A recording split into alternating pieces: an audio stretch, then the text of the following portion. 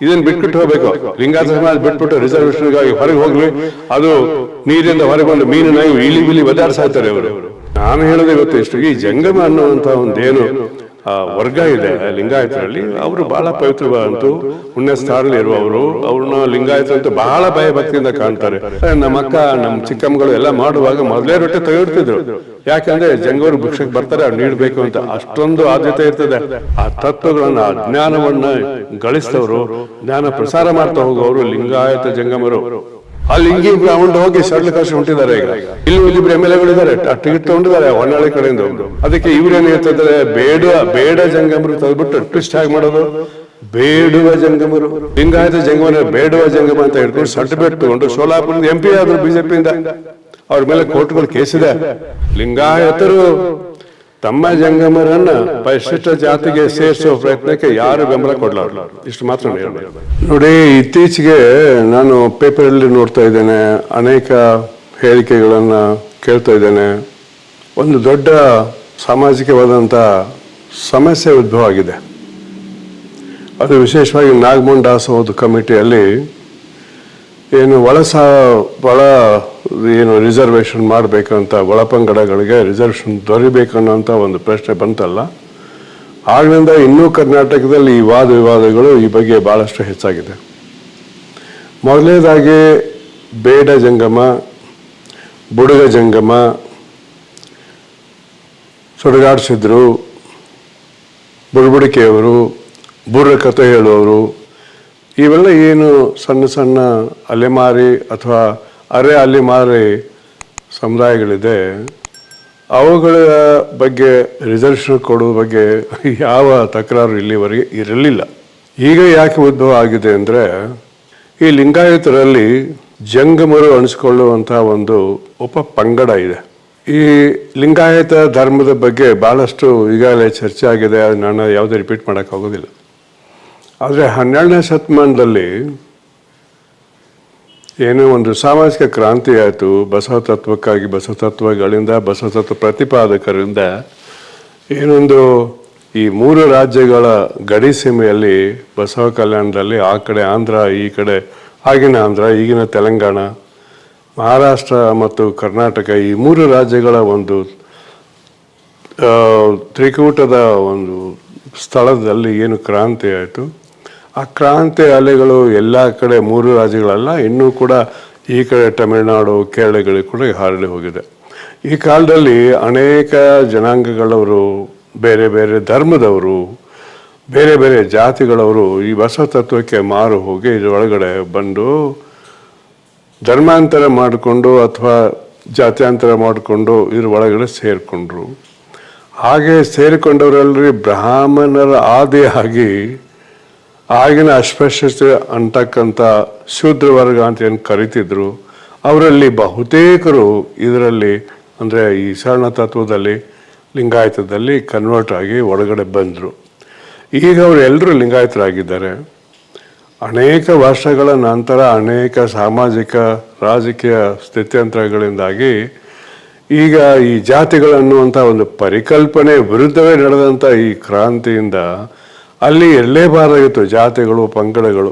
ಆದರೆ ಇವೆ ಅದು ಮತ್ತೆ ಉದ್ಭವ ಆಗಿದೆ. ಅದಕ್ಕೆ ಕಾರಣಗಳು ನೂರಾರು, ಅದನ್ನು ಹೇಳುವಾಗತ್ತೆ ಇಲ್ಲ. ಪ್ರಶ್ನೆ ಬಂದಿರೋದು ಬೇಡ್ರೋ ಇದೊಂದು ಪ್ರಶ್ನೆ ಅಲ್ಲ. ಇಲ್ಲಿ ಮುಖ್ಯ ಆಗಿರೋದು ಜಂಗಮ ಅನ್ನುವಂಥ ಶಬ್ದ ಇದೆ. ಬೇಡ ಜಂಗಮ, ಬುಡುಗ ಜಂಗಮ, ಸುಡುಗಾಡಿಸಿದ್ರು, ಲಿಂಗಾಯತ ಜಂಗಮ ಅಂತೆಲ್ಲ ಬರ್ತವೆ. ಈ ಜಂಗಮ ಅನ್ನೋ ಶಬ್ದ ಕೇವಲ ಲಿಂಗಾಯತರಲ್ಲಿ ಅಷ್ಟೇ ಇಲ್ಲ. ನೀವು ಭಾರತದ ಒಂದು ನಕಾಶೆಯಲ್ಲಿ ಬರ್ತಕ್ಕಂಥ ಕೆಲವು ರಾಜ್ಯಗಳಿಗೆ ಹೋದರೆ ಜಂಗಮ ಅನ್ನುವಂಥ ಸಮುದಾಯ ಕೇವಲ ಕರ್ನಾಟಕ, ಆಂಧ್ರ ಪ್ರದೇಶ, ಮಹಾರಾಷ್ಟ್ರ, ತೆಲಂಗಾಣ, ಕೇರಳ, ತಮಿಳುನಾಡು ಅಷ್ಟೇ ಇಲ್ಲ. ಈಗ ಹರಿಯಾಣಕ್ಕೆ ನೀವು ಹೋದರೆ ಅಲ್ಲಿ ಜಂಗಮ ಅಂತ ದೊಡ್ಡ ಸಮುದಾಯ ಇದೆ. ಜಂಗಮ ಜಾನಪದ ಕಲಾವಿದರು ಭಾಳ ಅವರು. ವಿಶೇಷವಾಗಿ ಶಿವಪುರಾಣ, ಲಿಂಗಪುರಾಣ, ಈ ಶೈವ ಧರ್ಮಕ್ಕೆ ಸಂಬಂಧಪಟ್ಟಂಥ ಅನೇಕ ಜಾನಪದೀಯವಾದಂಥ ಹಾಡುಗಳನ್ನು, ಕವಿತೆಗಳನ್ನು ಹಾಡ್ತಾ ಊರಿಂದ ಊರಿಗೆ ತಿರುಗಾಡ್ತಾರೆ. ಆ ರೀತಿಯ ಕೆಲವು ವೇಷಗಳನ್ನು ಹಾಕಿಕೊಂಡು ಊರಿಂದ ಊರಿಗೆ ತಿರುಗಾಡ್ತಾರೆ. ಭಜನೆಗಳನ್ನು ಮಾಡ್ಕೊಂಡು ತಿರುಗಾಡ್ತಾರೆ. ಕೆಲವು ನಾಟಕ ರೀತಿಯ ಒಂದು ಪ್ರದರ್ಶನವನ್ನು ಅವ್ರು ಮಾಡ್ತಾ ಆಗಾಗ ಅನೇಕ ಹಳ್ಳಿಗಳು ಕಾಣಿಸ್ಕೊಳ್ತಾರೆ. ಅದು ವಿಶೇಷವಾಗಿ ಹರಿಯಾಣದಲ್ಲಿ ಭಾಳ ಇದೆ, ಭಾಳ ಪ್ರಸಿದ್ಧವಾಗಿದ್ದಾರೆ. ಇವರು ಕೆಲವು ಭಾಗಗಳನ್ನು ಇದೇ ಜನ ಈ ನೇಪಾಳದ ಭಕ್ತಪುರ ಅಂತ ಒಂದು ಜಿಲ್ಲೆ ಇದೆ. ಆ ಭಕ್ತಪುರ ಜಿಲ್ಲೆಯಲ್ಲಿ ಕೂಡ ಭಾಳ ಅಂಥವ್ರು ಇದ್ದಾರೆ. ಅಲ್ಲಿ ಜಂಗಮ ಅನ್ನುವಂತಹ ಒಂದು ರಾಜ್ಯ ಕೂಡ ಇತ್ತು ಅನ್ನುವಂಥದ್ದು ಇವತ್ತು ಕೂಡ ಅಲ್ಲಿ ಕಂಡು ಬರ್ತಕ್ಕಂಥ ವಿಷಯಗಳಿದೆ. ಭಕ್ತಪುರದಲ್ಲಿ ಜಂಗಮರೇ ಅಂತಾರೆ ಅವ್ರಿಗೆ ಇವತ್ತು ಕೂಡ. ಹರಿಯಾಣದಲ್ಲಿ ಭಾಳ ಜನ ಇದ್ದಾರೆ. ನೀವು ಈಗಾಗಲೇ ನೀವು ಗೂಗಲ್ ತೆಗೆದು ಇಂಟರ್ನೆಟ್ ತೆಗೆದು ನೋಡಿದರೆ ಅದರಲ್ಲಿ ಯೂಟ್ಯೂಬ್ನಲ್ಲಿ ಭಾಳಷ್ಟು ಇವ್ರ ಬಗ್ಗೆ ಮಾಹಿತಿ ಸಿಗುತ್ತೆ, ತಾವು ತೆಗೆದು ನೋಡ್ಬೋದು ಗೂಗಲ್ನಲ್ಲಿ. ಇಂಥ ಒಂದು 8-10 ವಿಡಿಯೋಗಳಿದೆ, ನಾನು ನೋಡಿದ್ದೀನಿ. ಆ ಜಂಗಮರು ಲಿಂಗಾಯತರು ಅಲ್ಲ, ವೀರಶೈವರು ಅಲ್ಲ, ಬಸವ ತತ್ವಕ್ಕೆ ಯಾವ ಸಂಬಂಧ ಇಲ್ಲದೆ ಇದ್ದವರು. ಹೌದು, ಒಂದು ಸಾಮ್ಯತೆ ಏನಿದೆ, ಅವರೆಲ್ಲ ಶಿವಭಕ್ತರು, ಶೈವರು. ಲಿಂಗಾಯತರು ಶಿವಭಕ್ತರು ಸತ್ಯ. ಆದರೆ ಸಾಮಾನ್ಯವಾಗಿ ಈ ಹಿಂದೂ ಧರ್ಮದಾಗಂಥ ಶೈವ ಧರ್ಮಕ್ಕೂ ಲಿಂಗಾಯತಲ್ಲಿರ್ತಕ್ಕಂಥ ಒಂದು ಶೈವದ ಬಗ್ಗೆ ಪರಿಕಲ್ಪನೆ ಒಂದಕ್ಕೊಂದು ತತ್ವವಿರುದ್ಧವಾದದ್ದು. ಬಹಳಷ್ಟು ಇದರಲ್ಲೇ ಹೋಲಿಕೆನೇ ಇಲ್ಲ. ಆದರೆ ಈ ಜಂಗಮ ಅನ್ನುವಂಥ ಶಬ್ದ ಹರಿಯಾಣದಲ್ಲಿದ್ದದ್ದು, ನೇಪಾಳದ ಭಕ್ತಪುರಲ್ಲಿ ಇದ್ದದ್ದು ಅದು ಬೇರೆನೆ. ಅದರಿಂದ ಅವರು ಲಿಂಗಾಯತಕ್ಕೆ ಯಾವ ಸಂಬಂಧವೂ ಇಲ್ಲ. ಅದಕ್ಕೆ ಈ ಬೇರೆ ಬೇರೆ ಹರಿಯಾಣ ಮತ್ತು ನೇಪಾಳದಲ್ಲಿದ್ದಂಥ ಜಂಗಮರಿಗೆ ಅದು ಜಂಗಮ ಅಂದರೆ ಏನು, ಅದಕ್ಕೆ ಅನೇಕ ಅರ್ಥಗಳನ್ನು ನಮ್ಮ ಸಮಾಜ ವಿಜ್ಞಾನಿಗಳು, ಸಾಹಿತಿಗಳು ಅಥವಾ ಲಿಂಗಾಯತ ಸ್ಕಾಲರ್ಸ್ ಹಾಸ್ತಾರೆ. ಜಂಗಮ ಅನ್ನೋ ಶಬ್ದಕ್ಕೆ ಮಾತ್ರ.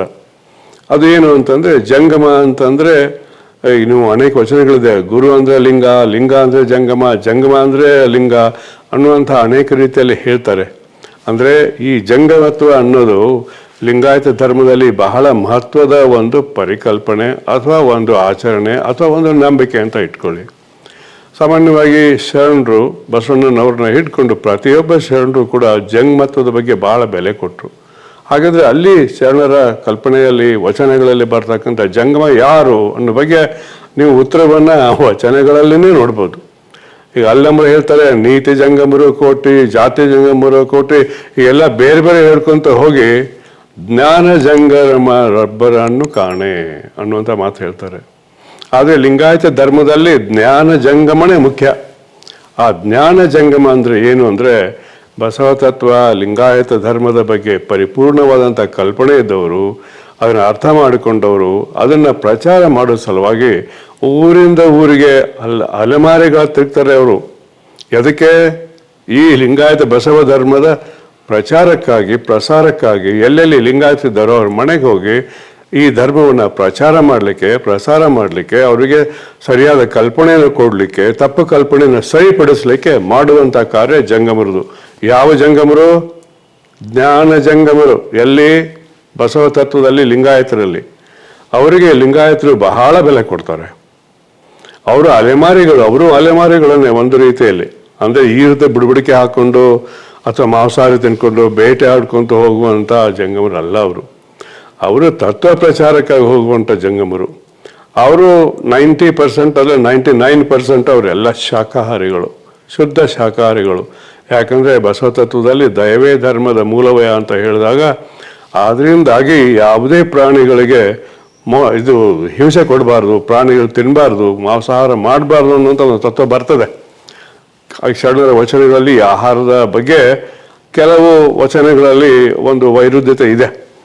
ಆದ್ದರಿಂದ ಜಂಗಮ ಅಂತಂದರೆ ಒಂದು ಊರಿಂದ ಮತ್ತೊಂದು ಊರಿಗೆ, ಒಂದು ಮನೆತನದಿಂದ ಮತ್ತೊಂದು ಮನೆತನಕ್ಕೆ ಹೋದಲ್ಲೆಲ್ಲ ಈ ಲಿಂಗ ಪೂಜೆ ಮಾಡ್ಕೊಳ್ಳೋದು, ಲಿಂಗತ್ವನ ಬೆಳೆಸ್ಕೊಳ್ಳೋದು. ಲಿಂಗತ್ವ ಅಂದ್ರೆ ಜೆಂಡರ್ ಅಲ್ಲ, ಅದು ಲಿಂಗದಲ್ಲಿಯೇ ಒಂದು ನಂಬಿಕೆ. ಲಿಂಗ ಅಂದರೆ ಏನು? ಅದು ಕೇವಲ ಫ್ಯಾಲಿಸ್ ವರ್ಷಿಪ್ ಅಲ್ಲ, ಅದಕ್ಕೆ ಒಂದು ಭಾಳ ದೊಡ್ಡ ಒಂದು ಫಿಲಾಸಫಿ ಇದೆ, ಅದಕ್ಕೊಂದು ಸಿದ್ಧಾಂತ ಇದೆ ಹಿಂದ್ಗಡೆ.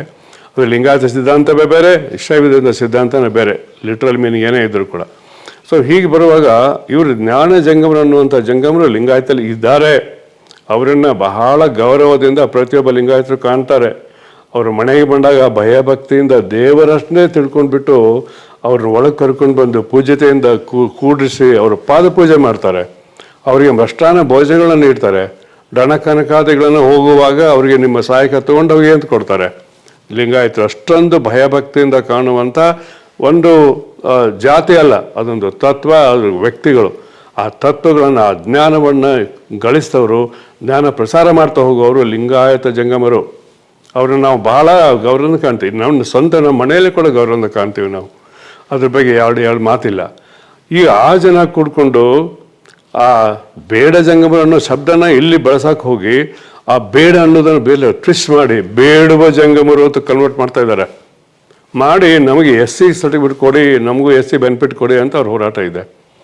ನನಗೆ ಗೊತ್ತಿರೋ ಪ್ರಕಾರ ಈ ಸಮಸ್ಯೆ ಆಂಧ್ರದಲ್ಲಿ ಮತ್ತು ಮಹಾರಾಷ್ಟ್ರದ ಕೆಲ ಭಾಗದಲ್ಲಿ ಭಂಡಾರ ಅನ್ನುವಂಥ ಒಂದು ಜಿಲ್ಲೆ ಇದೆ. ಅದರಲ್ಲಿ ಈ ಜನ ಭಾಳ ಇದ್ದಾರೆ, ಬೇಡ ಜಂಗಮರಿದ್ದಾರೆ, ಬೇಡುವ ಜಂಗಮರಲ್ಲ, ಬೇಡ ಜಂಗಮರು, ಬುಡುಗ ಜಂಗಮರು ಅಲ್ಲಿಯೂ ಇದ್ದಾರೆ. ಆ ನಂತರ ಆಂಧ್ರದಲ್ಲಿ ಭಾಳ ಇದ್ದಾರೆ ಇವರು. ಬೇಸಿಕ್ಲಿ ಆಂಧ್ರದಿಂದ ಈ ಕಡೆ ಬಂದವರು ಅಂತ ಇಟ್ಕೊಳ್ಳೋಣ. ಆಂಧ್ರ ಪ್ರದೇಶದ ನೈಜಾಮ್ ಏನು ಪ್ರದೇಶ ಇತ್ತು, ನಿಜಾಮನ ಆಡಳಿಸಲ್ಪಟ್ಟಿದ್ದು, ಅಲ್ಲಿ ಇವರಿದ್ದರು. ಅಲ್ಲಿ ಅವ್ರನ್ನ ಸಾಮಾನ್ಯವಾಗಿ ಈಗಿನ ಪರಿಶಿಷ್ಟ ಜನಾಂಗದಂತೆ ಈಗಿನ ಪರಿಶಿಷ್ಟ ಅನ್ನೋ ಶಬ್ದನೇ ಹೊಸದು. ಸ್ವಾತಂತ್ರ್ಯ ಬಂದ ಮೇಲೆ ಇದನ್ನ ಪರಿಶಿಷ್ಟ ಶೂದ್ರ ಅನ್ನೋ ಶಬ್ದ ತೆಗೆದು ದಲಿತ ಅನ್ನೋ ಶಬ್ದ ಬಿಟ್ಬಿಟ್ಟು ಅವೆರಡೂ ನಾವು ಕಿತ್ತಾಕಿದ ಮೇಲೆ ಶೆಡ್ಯೂಲ್ಡ್ ಅಂದರೆ ಲಾಸ್ಟ್ ಶೆಡ್ಯೂಲ್ ಇದೆ. ಈ ನಮ್ಮ ಸಂವಿಧಾನದ ಶೆಡ್ಯೂಲ್ ಏನಿದೆ ಅದು ಉದಾಹರಣೆ ಶೆಡ್ಯೂಲ್ ಇದೆ. ಆ ಶೆಡ್ಯೂಲ್ನಲ್ಲಿ ಪರಿಶಿಷ್ಟ ಜಾತಿ ಪರಿಶಿಷ್ಟ ಪಂಗಡಗಳ ಬಗ್ಗೆ ಪರಿಶಿಷ್ಟ ಅಂದರೆ ಏನು, ಆ ಪರಿಶಿಷ್ಟದಲ್ಲಿ ಇರ್ತಕ್ಕಂಥ ಹೆಸರುಗಳು ಅಂತ ಇಷ್ಟೇ ಅರ್ಥ. ಅದೇನು ಧರ್ಮನೋ ಅಲ್ಲ, ಜಾತಿನೋ ಅಲ್ಲ, ಒಂದು ಪಂಗಡ, ಒಂದು ಗುಂಪು, ಒಂದು ಸಮುದಾಯ ಅನ್ನೋ ಅರ್ಥದಲ್ಲಿ ಯಾರ್ಯಾರ ಹೆಸರು ಅದಾಗ ಸಮುದಾಯ ಹೆಸರು ಬಂದರೆ ಅಲ್ಲಿ ಪರಿಶಿಷ್ಟ ಆಗಿ ಆ ಪರಿಶಿಷ್ಟ ಇದೆ ಅಂತ ಇಷ್ಟೇ ಇರ್ತ. ಈಗ ಆ ಶಬ್ದನೇ ಇವತ್ತು ಸರಿಯಾಗಿ ಹೋಗ್ಬಿಟ್ಟದೆ. ದಲಿತ ಅನ್ನೂ ಆಗಿಲ್ಲ, ಅವ್ರಿಗೆ ಅಸ್ಪೃಶ್ಯನೂ ಆಗಿಲ್ಲ, ಶೂದ್ರನ್ನೂ ಆಗಿಲ್ಲ. ಪರಿಶಿಷ್ಟ ಅಂತಂದರೆ ಆ ಪರಿಶಿಷ್ಟದಲ್ಲಿ ಇರ್ತಕ್ಕಂಥ ಜಾತಿಗಳ ಹೆಸರು ಅಂತ ಹೇಳಬೇಕಾಗುತ್ತೆ. ಅಲ್ಲಿ ಸೇರಿಸಲ್ಪಟ್ಟಿವೆ. ಅಲ್ಲಿ ಆಂಧ್ರದಲ್ಲಿ, ಮಹಾರಾಷ್ಟ್ರದ ಕೆಲವು ಕಡೆಯಲ್ಲಿ, ತೆಲಂಗಾಣದಲ್ಲಿ ಇವರಿದ್ದಾರೆ. ಅವರು ಈ ಜಾತಿ ಜಂಗಮರಲ್ಲ, ನೀತಿ ಜಂಗಮರು, ಜ್ಞಾನ ಜಂಗಮರು ಅಲ್ಲ. ಅವರು ಬೇಡ ಜಂಗಮರು. ಅದೊಂದು ಬಹಳ ಹಿಂದುಳಿದಂಥ ಅಲೆಮಾರಿ ಸಮುದಾಯ. ನೀವು ಅದ್ರ ಬಗ್ಗೆ ಭಾಳ ನಿಶ್ಚಿತವಾಗಿ ಮಾತಾಡಬೇಕು ಅಂತಂದರೆ ಇದೇನು ASI ಅಂತಿದೆ, ಆಂಥ್ರೋಪಾಲಜಿಕಲ್ ಸರ್ವೆ ಆಫ್ ಇಂಡಿಯಾ ಅಂತಾರೆ. ಅದು ಅತ್ಯಂತ ಈ ಬ್ರಿಟಿಷ್ ಸರ್ಕಾರದಲ್ಲಿ ಭಾರತದಲ್ಲಿ ಅವ್ರು ಮಾಡೋದು anthropological survey of India, geological survey of India, ಆಮೇಲೆ ಭಾಳಷ್ಟು ಇಂಥ ಸರ್ವೆಗಳನ್ನು ನಾವು ಮಾಡಿದರು. ಸರ್ವೆ ಆಫ್ ಇಂಡಿಯಾ ಅಂದರೆ ಕೂಡ ಅದು ಇವತ್ತು ಮಿಲಿಟರಿ ಕೆಳಗಡೆ ಕಂಟ್ರೋಲಾಗಿ ಇರ್ತದೆ. ಅದು ಮ್ಯಾಪ್ಗಳನ್ನು ಮಾಡೋದು, ಟೋಪೋಗ್ರಫಿಕಲ್ ಶೀಟ್ಸಲ್ಲಿ ಮಾಡೋದು ಮಾಡ್ತಾರೆ. ಅಂಥದ್ದು ಮಾಡಿದ್ರಲ್ಲಿ ಅದು ಒಂದು ಅದೇ ಮೊದಲೇ ಇದ್ದು ಬ್ರಿಟಿಷ್ ಮಾಡೋದು. ಯಾಕೆ ಅಂತಂದರೆ ಬ್ರಿಟಿಷ್ ಈ ದೇಶಕ್ಕೆ ಬಂದಾಗ ಅವರು ಈ ದೇಶದಲ್ಲಿ ಜನಸಂಖ್ಯೆ ಎಷ್ಟು, ಎಲ್ಲಿಯವರು, ಯಾವ ಒಂದು ಆಚರಣೆಗಳು ಮಾಡ್ತಾರೆ, ಯಾವ್ಯಾವ ದೇವ್ರನ್ನ ಪೂಜೆ ಮಾಡ್ತಾರೆ, ಅವರ ಒಂದು ಆಚರಣೆಗಳ್ಯಾವು, ನಂಬಿಕೆಗಳ್ಯಾವು, ಅವರು ಯುದ್ಧ ಮಾಡಬಲ್ಲರೆ, ಜಗಳಗಂಟ್ರೆ, ಒಳ್ಳೆಯವರೇ, ಇದೆಲ್ಲ ಅರ್ಥ ಮಾಡ್ಕೊಳ್ಬೇಕಾಗಿತ್ತು. ಯಾಕಂದರೆ ಇಲ್ಲಿ ನೆಲೆ ನಿಂತು ರಾಜ್ಯ ಆಳಕ್ಕೆ ಬಂದವರು ಅವರು ಭಾಳ ಜಾಣರು. ಇನ್ನು ತಿಳ್ಕೊಳಕ್ಕೆ ಮಟ್ಟ ಕ್ರಿಯೇಟ್ ಮಾಡಿದರು. ತಮ್ಮ ಜೊತೆ ದೊಡ್ಡ ದೊಡ್ಡ ಸ್ಕಾಲರ್ಸ್ಗಳನ್ನ ಕರ್ಕೊಂಬಂದರು ಅಲ್ಲಿ ಸ್ಟಡಿ ಮಾಡಲಿಕ್ಕೆ. ಆದ್ದರಿಂದ ಅದು ಆರ್ಕಿಯಾಲಜಿ ಸರ್ವೆ ಆಫ್ ಇಂಡಿಯಾ ಅನ್ನೋದು ಸುಮಾರು 100-200 ವರ್ಷದಿಂದ ಇದು ಭಾಳ ಪ್ರಸಿದ್ಧ ಆಗಿದೆ. ಸುಮಾರು 200 ವರ್ಷ ಆಯಿತು ಅದು ಮಾಡಿಬಿಟ್ಟು. ಅದು ಇವತ್ತು ಕೂಡ ಪ್ರಸಿದ್ಧ ಆಗಿದೆ ಇದೆ. ಇವರೆಲ್ಲ ಏನು ಮಾಡಿದ್ದಾರೆ ಅಂದರೆ ಈ ಎಲ್ಲ ಬುಡಕಟ್ಟು ಜನಾಂಗಗಳ ಅಧ್ಯಯನ ಮಾಡಿಬಿಟ್ಟಿದ್ದಾರೆ. ಭಾರತದಲ್ಲಿರ್ತಕ್ಕಂಥ ಸುಮಾರು 700-800 ಬೇರೆ ಬೇರೆ ಸಮುದಾಯಗಳ ಅಧ್ಯಯನ ಮಾಡಿದ್ದಾರೆ. ಅಧ್ಯಯನದಲ್ಲಿ ಇವ್ರ ಬಗ್ಗೆ ಇದೆ, ಬೇಡ ಜಂಗಮರ ಬಗ್ಗೆ, ಬುಡುಗ ಜಂಗಮರ ಬಗ್ಗೆ, ಸುಡುಗಾಡಿಸಿದ್ರ ಬಗ್ಗೆ ಇದೆ, ವೀರಶೈವರ ಬಗ್ಗೆನೂ ಇದೆ, ಲಿಂಗಾಯತರ ಬಗ್ಗೆನೂ ಇದೆ. ಅದಾದ ನಂತರ ಕೊನೆಗೆ 1909 ಸುಮಾರಿಗೆ ಮೊದಲೇ ದಶಕದಲ್ಲಿ, ಅಂದರೆ 20ನೇ ಶತಮಾನ ಮೊದಲನೇ ದಶಕದಲ್ಲಿ ಭಾರತ ಸರ್ಕಾರನೇ ದೇಶದ ತುಂಬೆಲ್ಲ ಮತ್ತೊಂದು ಸರ್ವೇಕ್ಷಣೆ ತಗೊಂಡ್ರು. ಸರ್ವೆ ಅದು ಎದುರು ಸರ್ವೆ ಅಂದರೆ ಎಥ್ನೋಗ್ರಾಫಿಕ್ ಸರ್ವೆ ಆಫ್ ಇಂಡಿಯಾ ಅಂತ. ಅದನ್ನು ಬೇರೆ ಬೇರೆ ಆಗಿನ ಪ್ರಾಂತಗಳಿದ್ದು, Madras presidency, Bombay presidency, the Punjab, ಆ ಕಡೆ ಯುನೈಟೆಡ್ ಪ್ರಾವಿನ್ಸಸ್, ಸೆಂಟ್ರಲ್ ಪ್ರಾವಿನ್ಸಸ್, ಇವೆಲ್ಲ ಬೇರೆ ಬೇರೆ ಇದ್ದು. ಸೆಂಟ್ರಲ್ ಪ್ರಾವಿನ್ಸಸ್ ಅಂದರೆ ಈಗಿನ ಸಾಮಾನ್ಯ ಮಧ್ಯಪ್ರದೇಶ, ಯುನೈಟೆಡ್ ಪ್ರಾವಿನ್ಸಸ್ UP ಅಂದರೆ ಆಗಿನ UP ಅಂದರೆ ಯುನೈಟೆಡ್ ಪ್ರಾವಿನ್ಸಸ್, ಈಗ ಅದನ್ನು ಉತ್ತರ ಪ್ರದೇಶ ಅಂತ ನಾವು ಕರ್ಕೊಂಡಿದ್ದೀವಿ. ಬಾಂಬೆ ಪ್ರೆಸಿಡೆನ್ಸಿ ಅನ್ನೋದು ಇವತ್ತಿನ 4-5 ರಾಜ್ಯಗಳು ಸೇರ್ತವೆ. ಮುಖ್ಯವಾಗಿ ಅದರಲ್ಲಿ ಮದ್ರಾಸ್ ಪ್ರೆಸಿಡೆನ್ಸಿಯಲ್ಲಿ ಇತ್ತು, ಅದು ಸೌತ್ ಇಂಡಿಯಾ. ಅದರಲ್ಲಿ ಯಾವ್ಯಾವಿದ್ದು, ಫುಲ್ ತಮಿಳ್ನಾಡು ಇತ್ತು, ಕೇರಳದಲ್ಲಿ ಬಹುಭಾಗಗಳಿದ್ವು, ಕೊಚಿನು ಇವೆಲ್ಲ ತಮಿಳ್ನ ಬಿಟ್ಬಿಟ್ಟು ಅವರಾಗಿದ್ದು, ಫುಲ್ ಆಂಧ್ರ ಪ್ರದೇಶ ಇತ್ತು, ತೆಲಂಗಾಣದಲ್ಲಿ ಕೆಲವು ಭಾಗ ಬಿಟ್ಟು ನೈಜಾಮ್ ಟೆರಿಟರಿ ಬಿಟ್ಟು ಅದು ಆಂಧ್ರ ಪ್ರದೇಶ ಭಾಳಷ್ಟು ಭಾಗಗಳು ಮದ್ರಾಸ್ ಪ್ರದೇಶದಲ್ಲೂ. ಹಾಗೆ ನೋಡಿದ್ರೆ ಕರ್ನಾಟಕದ ಈ ಬಳ್ಳಾರಿ, ಉಡುಪಿ, ಕೊಳ್ಳೇಗಾಲ, ಮಂಗಳೂರು, ದಕ್ಷಿಣ ಕನ್ನಡ ಈ ಜಿಲ್ಲೆಗಳೆಲ್ಲ ಮದ್ರಾಸ್ ಪ್ರೆಸಿಡೆನ್ಸಿ ಸೇರಿದ್ದು. ಹಾಗೆ ನೋಡಿದರೆ ಮೈಸೂರು ಮಹಾರಾಜ ಮೇಲೆ ನಿಗಾ ಇಡಲಿಕ್ಕೆ ಮದ್ರಾಸ್ ಪ್ರೆಸಿಡೆನ್ಸಿಲ್ಲ ಗವರ್ನರ್ ಆಗಲಿ ಅದು ಅಲ್ಲಿ ಏನೊಬ್ಬರು ಹೆಡ್ ಇರ್ತಿದ್ರು, ಅವರು ಮೈಸೂರು ರಾಜ್ಯದ ಮೇಲೆ ಉಸ್ತುವಾರಿ ನೋಡ್ತಿದ್ರು ಮೈಸೂರಿನಲ್ಲಿ. ಇದೆಲ್ಲ ಮದ್ರಾಸ್ ಪ್ರೆಸಿಡೆನ್ಸಿ. ಅಲ್ಲಿ ಒಂದು ಈ ಸರ್ವೆ ಮಾಡಿದರು, ಎಥ್ನೋಗ್ರಾಫಿಕ್ ಸರ್ವೆಯಲ್ಲಿ. ಅದರ ಹೆಡ್ ಇದ್ದವರು ಎಡ್ಗರ್ ಥರ್ಸ್ಟನ್ ಅಂತ. ಅವರು ಇದ್ರ ಬಗ್ಗೆ ಒಂದು 25-30 ಸಂಪುಟಗಳನ್ನು ತಂದಿದ್ದಾರೆ. ಅದ್ರ ಬಗ್ಗೆ ಲಿಂಗಾಯತರ ಬಗ್ಗೆನೂ ಇದೆ, ವೀರಶೈವರ ಬಗ್ಗೆನೂ ಇದೆ, ಬುಡುಗ ಜಂಗಮರು, ಬೇಡ ಜಂಗಮರು, ಸುಡುಗಾಡಿಸಿದ್ರು, ಬುಡುಬುಡಿಕೆಯವರು, ಇವ್ರ ಬಗ್ಗೆ ಎಲ್ಲ ಇದೆ. ಇದನ್ನೆಲ್ಲ ಓದೋದು ಬಿಟ್ಟು ಸುಮ್ಮನೆ ರಿಸರ್ವೇಷನ್ ಸಲುವಾಗಿ ಅದನ್ನು ಕೊಡಿ ಅಂತ ಈ ಕಡೆ ಬೇಡುವ ಜಂಗಮ ಅಂತ ಹೇಳು ಅನ್ನೋದು, ಬೇಡ ಜಂಗಮರು ಅವ್ರು ಅನ್ನೋದು, ಬುಡ್ಬುಡಿಕೆಯವರು ಅನ್ನೋದು ಇವೆಲ್ಲ ಚಾಲು ಮಾಡಿದ್ದಾರೆ. ಯಾವ ಒಂದು ಇದಕ್ಕೆ ಹಿಂದೆ ಮುಂದೆ ನೋಡಲಿ ಸರ್ಕಾರ ಈ ದಾಖಲೆಗಳನ್ನ ನೋಡಬೇಕು. ಯಾರ ಸರ್ಕಾರದಲ್ಲಿ ಆ ಸರ್ಕಾರದ ವತಿಯಿಂದ ಅಂತ ಜಸ್ಟಿಸ್ ನಾಗಮೋಹನ್ ದಾಸ್ ಅವರಾಗಲಿ ಅಥವಾ ಬೇರೆ ಯಾರಿದಾರಲ್ಲ, ಇದು ಬ್ರಿಟಿಷರೇ ಮಾಡಿ ಹೋದಂಥ ಒಂದು ಮಾಹಿತಿ ನಮ್ಮಲ್ಲಿದೆ. ಅದನ್ನು ಓದಿದ್ರೆ ಗೊತ್ತಾಗ್ಬಿಡ್ತದೆ ಯಾರು ಎಲ್ಲಿ ಅವರು ತಿಳ್ಕೊಂಡ್ಬಿಟ್ಟು ಅಲ್ಲಿ ಓದಬೇಕು. ಇದಾಗಿದೆ. ಆಮೇಲೆ ಇತ್ತೀಚೆಗೆ ಅನೇಕ ಕಡೆಗಳಲ್ಲಿ ಅದು ಎನ್ಸೈಕ್ಲೋಪೀಡಿಯಾಗಳನ್ನ ಮಾಡಿದ್ದಾರೆ. Hindu encyclopedia of Hinduism, encyclopedia of Veerashaivism ಆಗಿಲ್ಲ, ಇದು ಎನ್ಸೈಕ್ಲೋ ಜೈನಿಸಮ್, ಬುದ್ಧಿಸಮ್, ಸಿಕ್ಕಿಸಮ್ ಮಾಡಿದ್ದಾರೆ. ಆದರೆ ಎಲ್ಲ ಮಾಹಿತಿ ಸಿಗ್ತದರಲ್ಲಿ. ಆ ಎನ್ಸೈಕ್ಲೋಪೀಡಿಯಾ ನೋಡಿ, ನಾನು ಈಗ ಯಾರಿಗೂ ನಮ್ಮ ಕಡೆ ಸಿಗೋದಿಲ್ಲ ಅಂದರೆ ನಾನು ಇವೆಲ್ಲ ಎನ್ಸೈಕ್ಲೋಪೀಡಿಯಾಗಳು ಎಷ್ಟು 60 ಬೇರೆ ಬೇರೆ ಹೆಸರಿನ ಎನ್ಸೈಕ್ಲೋಪೀಡಿಯಾಗಳನ್ನು ದೊಡ್ಡ ಖರ್ಚಿನಲ್ಲಿ ಕೂಡಿಸಿ ನಾವು ಕೂಡಲ ಸಂಘ ಲೈಬ್ರರಿ ಇದ್ದೀವಿ. ಯಾರಿಗಾದ್ರೂ ಓದಬೇಕು ಅಂದರೆ ದಯವಿಟ್ಟು ಅಲ್ಲಿ ಹೋಗಿ ನಾವು ಪುಕ್ಕಟ್ಟೆ ನೀವು ಅದು ಮಾಡಿಕೊಡ್ತೀವಿ. ಬುಕ್ ಹೊರಗಡೆ ಕೊಡೋಲ್ಲ, ನೀವು ಓದ್ಕೊಂಡು ಬರೋದು, ಕಾಪಿ ಮಾಡ್ಕೊಂಡು ಬರ್ಬೋದು. ಆ ಪುಸ್ತಕಗಳು ಅವೈಲೇಬಲ್ ಇದೆ, ಭಾಳ ಕಾಸ್ಟ್ಲಿ ಇದೆ, ಲಕ್ಷಗಟ್ಟಲೆ ಬೆಲೆ ಇದೆ ಅವಕ್ಕೆಲ್ಲ. ಅದು ಇದೆ, ದಯವಿಟ್ಟು ಓದ್ಕೊಳ್ಳಿ. ಈ ಇಂಥ ಒಂದು ಕಾಂಟ್ರವರ್ಸಿ ಅವಕಾಶವೇ ಇಲ್ಲ, ಮಾಡ್ಕೊಳ್ಬೇಕಾಗ್ತದೆ. ಇಲ್ಲಿ ಬಂದಾಗ ಆ ದಿಶೆಯಲ್ಲಿ ನಾವು ವೀರಶೈವದಿಂದ ಬಂದಂಥ ಇವ್ರು ಯಾರು ವೀರಶೈವರು ಅಂತಾರೆ, ಲಿಂಗಾಯತರು ಅಂತಾರೆ, ನಾವೇ ಧರ್ಮ ಸಂಸ್ಥೆ ಏನೇನು ಅನ್ಕೊಂಡು ಹೊಟ್ಟಿದ್ವಿ, ದಿವಸಕ್ಕೊಂದು ಬಣ್ಣ ಬೇರೆ ಅವ್ರದ್ದು. ಹೀಗೆ ನಾನು ಮೊದಲಿಂದ ಹೇಳಿದ್ದು ಅಂದರೆ ಇದು ಸರಿನೋ ತಪ್ಪೋ, ಇವರು ಯಾವಾಗ ಬಂದರು ಯಾವಾಗಾದರೂ ಇತಿಹಾಸ ಬಿಟ್ಬಿಡೋಣ, ಇವತ್ತಿನ ಪ್ರಶ್ನೆ ಬರೋಣ. ಪ್ರಶ್ನೆ ಇರೋದೇನೆಂದರೆ ಇವತ್ತಿನ ಸಮಸ್ಯೆ ಏನು? ಬೇಡ ಜಂಗಮರಲ್ಲಿ ನಮ್ಮ ಲಿಂಗಾಯತ ಜಂಗಮರು ಒಬ್ಬರೇ. ನಾನು ಖಡಾಖಂಡಿತವಾಗಿ ಹೇಳಬಯಸ್ತೇನೆ, ಅಲ್ಲ. ಹೌದು ಅಂತ ಆಗಿತ್ತಂದರೆ ಇಲ್ಲಿ ಬಿಡಬೇಕಾಗತ್ತೆ. ಅವರು ಇದನ್ನು ಬಿಟ್ಬಿಟ್ಟು ಹೋಗಬೇಕು. ಲಿಂಗಾಯತ ಸಮಾಜ ಬಿಟ್ಬಿಟ್ಟು ರಿಸರ್ವೇಷನ್ಗಾಗಿ ಹೊರಗೆ ಹೋಗಲಿ, ಅದು ನೀರಿಂದ ಹೊರಗೆ ಬಂದು ಮೀನು ನಾಯಿ ಇಲಿ ಬಿಲಿ ಒದಾಡ್ಸಾಯ್ತಾರೆ ಅವರು. ಯಾಕಂದರೆ ಭಾಳಷ್ಟು ಜಂಗಮರಿದ್ದವರು ಎಲ್ಲವರೆಲ್ಲ ಅವರು ಒಂದು ದೃಷ್ಟಿಯಲ್ಲಿ ಅಲೆಮಾರಿ ಜನಾಂಗ ಅಂದರೆ ಊರಿಂದವರಿಗೆ ಧರ್ಮ ಪ್ರಚಾರಕ್ಕೆ ಹೋಗೋರು, ಮನೆ ಮಾಡಿ ಇರ್ತದೆ ಒಂದು ಕಡೆ ಅವರು. ಈಗಿನ ಜಂಗಮನ ಹೇಳ್ತಾರೆ, ಹಿಂದೆ ಹಂಗೆ ಇರ್ತಿರ್ಲಿಲ್ಲ. ಅವರು ಮನೆ ಮಾರು, ಹೆಂಡತಿ ಮಕ್ಕಳು ಇಂಥವ್ರು ಬಿಟ್ಟಿದ್ದೆ ಅಂತ ಅವರು ವಿರಕ್ತರು ಕೂಡ ಅಂತ ಅಂತಿದ್ದಾರೆ ಕೆಲವರು. ಓಕೆ, ಅದು ವಿರಕ್ತರು, ಅವರೇ ಮಠ ಆಗಿರೋ ಅವಶ್ಯ ಬೇರೆ. ನಾನು ಅಲ್ಲಿಗೆ ಹೋಗೋದಿಲ್ಲ, ದೊಡ್ಡ ಕಾಂಟ್ರವರ್ಸಿ ಇದೆ ಅದು. ನಾನು ಹೇಳೋದು ಇವತ್ತು ಇಷ್ಟು, ಈ ಜಂಗಮ ಅನ್ನುವಂಥ ಒಂದೇನು ವರ್ಗ ಇದೆ ಲಿಂಗಾಯತರಲ್ಲಿ, ಅವರು ಭಾಳ ಪವಿತ್ರವಾದಂತೂ ಪುಣ್ಯ ಸ್ಥಾನದಲ್ಲಿ ಇರುವವರು. ಅವ್ರನ್ನ ಲಿಂಗಾಯತರಂತೂ ಬಹಳ ಭಯಭಕ್ತಿಯಿಂದ ಕಾಣ್ತಾರೆ. ಇನ್ಫ್ಯಾಕ್ಟ್ ಗುರುವಿಗೆ ಈಕ್ವಲ್ ಆಗಿ ಅಥವಾ ಜಂಗಮ ಅಂದರೆ ಲಿಂಗಕ್ಕೆ ಈಕ್ವಲ್ ಆಗಿ ನೋಡುವಂಥ ಒಂದು ಸಮುದಾಯ ಯಾವುದೇ ರೀತಿಯಲ್ಲಿ ಅವರು ಅರಿಲ್ಲ. ಅಲ್ಲಿ ಒಂದು ಕಾಲದಲ್ಲಿ ಲಿಂಗಾಯತರ ಶಾಲೆಗಳಂದರೆ ಈ ಮಠಗಳೇ ಆಗಿದ್ದು. ಇವರು ಏನು ಜಂಗಮರೇ ನಡೆಸ್ತಾ ಇದ್ರು. ಈ ವಾರದ ಮಲ್ಲಪ್ಪ ಅಂತ ಭಾಳ ದೊಡ್ಡ ಅಗರ್ಭ ಶ್ರೀಮಂತರು, ಲಿಂಗಾಯತ ಸಮುದಾಯ ಭಾಳಷ್ಟು ದಾನ ಧರ್ಮ ಮಾಡಿದವರು. ಅವರು ಕಲಿತ ಶಾಲೆ ಒಬ್ಬ ಜಂಗಮರ ಶಾಲೆ ಸೊಲ್ಲಾಪುರ ಹತ್ರ ಅಂತ ಭಾಳಷ್ಟು ಮಠಗಳಿದ್ದು. ಮಠಗಳೆಲ್ಲ ಮನೆಗಳನ್ನೇ ಜಂಗಮರೇ ಆಗಿರ್ತಿದ್ರು. ಅವ್ರಿಗೆ ಈಗ ನಮ್ಮ ಹೆಸರೇನು ಗೊತ್ತಾ? ಸಾಲಿ ಮಠ ಅಂತಾರೆ. ಸಾಲಿ ಮಠ ಅಂದರೆ ಶಾಲೆ ನಡೆಸ್ತಾ ಇರೋರು, ಅವ್ರು ನಡೆಸ್ತಾ ಇದ್ರು. ಕೆಲವು ಕಡೆ ಓದು ಮಠ ಅಂತಾರೆ. ಓದು ಮಠ ಅಂದರೆ ಓದಿನ ಮಠನೂ ಅಂತ ಅರ್ಥ ಅದಕ್ಕೆ. ಹೀಗೆ ಓಲೆ ಮಠ ಅಂತಾರೆ. ಓಲೆ ಮಠ ಅದು ಕೂಡ ಇದು ಶಾಲೆ ಕೆಲಸದ ಒಂದು ಫಂಕ್ಷನ್ ಸಂಬಂಧಪಟ್ಟದ್ದು. ಜ್ಞಾನ ಜಂಗಮ ಅನ್ನುವಂಥಕ್ಕೆ ಸರಿಯಾದಂಥ ಗರುಗಳು. ಅಷ್ಟೊಂದು ಭಕ್ತಿ ಕಾಣುವವರು ಈಗ ಬಿಟ್ಬಿಟ್ಟು ನಾವು ಹೋಗ್ತೀವಿ ಅಂತ ಆ ಕಡೆ ಬಂದರೆ ಅವ್ರಿಗೆ ಸ್ವತಂತ್ರ. ಆದರೆ ನೀವು ಬೇರೆಯವರು ಅವ್ರು ಕರ್ಸ್ಕೊಳ್ತೀರಾ, ಸೇರಿಸ್ಕೊಳ್ತೀರಾ, ಇವರು ವಿಚಾರ ಮಾಡುವಂಥ ಮಾತು. ಈಗ ಗಲಾಟೆ ಎದ್ದಿದ್ದು ಇದಕ್ಕೋಸ್ಕರ. ಇದು ಇತ್ತೀಚೆಗೆ ಎಲ್ಲಿ ಪ್ರಾರಂಭ ಆಯಿತು? ಇದು ಭಾಳ ಗಂಭೀರವಾದ ಸಮಸ್ಯೆ. ಅದಕ್ಕೆ ಇವರೇನು ಹೇಳ್ತಿದ್ದಾರೆ, ಬೇಡ ಜಂಗಮರು ತೆಗೆದ್ಬಿಟ್ಟು ಟ್ವಿಸ್ಟ್ ಆಗಿ ಮಾಡೋದು. ಬೇಡುವ ಜಂಗಮರು ಹೌದು, ಒಂದು ದೃಷ್ಟಿಯಲ್ಲಿ ಅವರು ಭಿಕ್ಷಾರ್ಥಿಗಳೇ. ಇವತ್ತು ಕೂಡ ಭಿಕ್ಷೆ ಬೇಡ್ತಾರೆ ಅವರು. ಲಿಂಗಾಯತರ ಮನೆಗಳಿಗೆ ಹೋಗಿ ಭಿಕ್ಷೆ ಬೇಡ್ತಾರೆ. ಏನು ಭಿಕ್ಷೆ ಬೇಡ್ತಾರೆ? ಅದರಲ್ಲಿ ಈ ಜಂಗಮರು ಜೋಳಿಗೆ ಹಿಡ್ಕೊಂಡು ನಮ್ಮ ಮನೆಗೆ ಬರ್ತಾರೆ. ನಮ್ಮ ಊರಲ್ಲಿ ನಾವೇ ಇಡ್ತೀವಿ. ಅದು 2 ಥರದ ಭಿಕ್ಷೆ ಇರ್ತದೆ. ಒಂದು ಕಜ್ಜಾಯದಲ್ಲಿ ಭಿಕ್ಷಾ, ಮತ್ತೊಂದು ಸ್ವಯಂ ಪಾಕದಲ್ಲಿ ಭಿಕ್ಷಾ ಅಂತ. ಸ್ವಯಂ ಪಾಕ ಅಂದರೆ ಸ್ವಯಂ ಅಂದರೆ ಸ್ವಂತ, ಪಾಕ ಅಂದರೆ ಅಡುಗೆ ಮಾಡ್ಕೊಳ್ಳೋದು. ಅವರೇ ಅಡುಗೆ ಮಾಡ್ಕೊಳ್ತಾರೆ. ಅಂದರೆ ಅಡುಗೆ ಮಾಡೋದನ್ನು ನೀಡಬೇಕಾಗಿಲ್ಲ ಅವರಿಗೆ. ಮಾಡಿದ ಅಡುಗೆನ ನೀಡಬೇಕಾದ್ರೆ ಅದಕ್ಕೆ ಕಜ್ಜಾಯದಲ್ಲಿ ಭಿಕ್ಷಾ. ಕಜ್ಜಾಯ ಅಂದರೆ ರೆಡಿ ಮಾಡಿದಂಥ ಆಹಾರವನ್ನು ಕೊಡೋದು. ಈಗಾಗಲೇ ತಯಾರಿಸಿದ ಆಹಾರವನ್ನು ಭಿಕ್ಷೆ ನೀಡೋದು, ಅದು ಕಜ್ಜಾಯದಲ್ಲಿ ಭಿಕ್ಷೆ. ಅವರು ಇದ್ದಾರೆ. ಈ ಸ್ವಯಂ ಪಾಕದಲ್ಲಿ ಭಿಕ್ಷೆ ಆದರೆ ಅದು ಅವ್ರೇನು ತಿಳ್ಕೊಳ್ತಾರೆ, ತಾವು ಈಗಿನ ಬೇರೆಯವ್ರಿಗಿಂತ ಸ್ವಲ್ಪ ಶ್ರೇಷ್ಠರು, ನಾವು ಅಡುಗೆ ಮಾಡ್ಕೊಳ್ತೀವಿ, ಮಾಡೋದು ಬೇಡ ಅಂತ.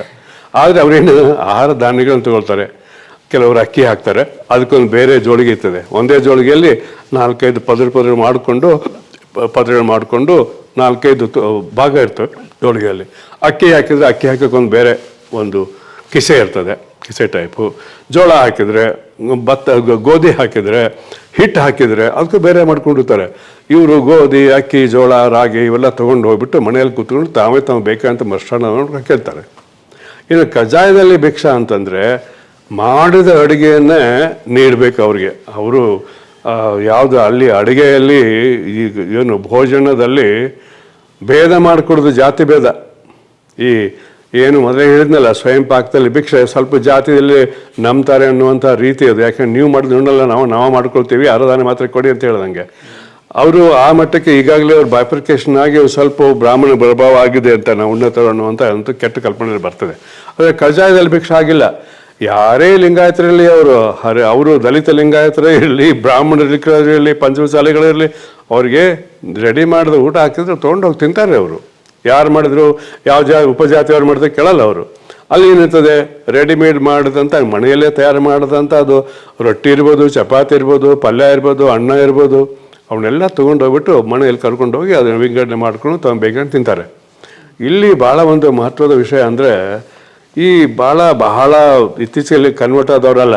ಈಗ ನಮ್ಮದು ನಾನು ಲಿಂಗಾಯತಾಗೆ ಹೇಳ್ತೀನಿ, ನಮ್ಮ ಮನೆಗಳಲ್ಲಿ ಉತ್ತರ ಕರ್ನಾಟಕದಲ್ಲಿ ಅಡುಗೆ ಮಾಡುವಾಗ ಮೊದಲ ಮಾಡಿದ ರೊಟ್ಟಿ ಇರಲಿ, ಚಪಾತಿ ಇರಲಿ, ಅದು ಮೃಷ್ಟಾನ್ನ ಭೋಜನ ಇರಲಿ, ಅದು ಉಂಡೆ ಇರಲಿ, ಚಪಾತಿ ಇರಲಿ, ಅಥವಾ ಹೋಳಿಗೆ ಇರಲಿ, ಹುಗ್ಗೆ ಇರಲಿ, ಹುಗ್ಗಿಯನ್ನು ನೀಡೋದು ಕಡಿಮೆ, ಅದು ಭಾಳ ಹಸಿ ಇರ್ತದೆ ಅಂತ ನೀಡ್ಸ್ಕೊಳ್ಳೋದು ಕಡಿಮೆ, ತೊಗೊಳ್ತಾರೆ.